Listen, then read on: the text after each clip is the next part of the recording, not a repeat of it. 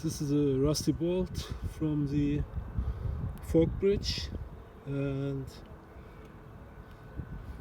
I changed all the 4 bolts at the end, and I couldn't film it. It was difficult to get a good angle and difficult to work and filming at the same time, but at least I can show you the result.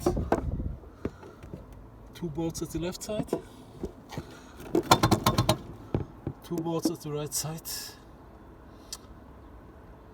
Yeah, this is stainless steel bolts, and I can secure them. They're racing spec.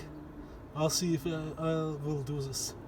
Okay, that's for all my friends, and see you soon.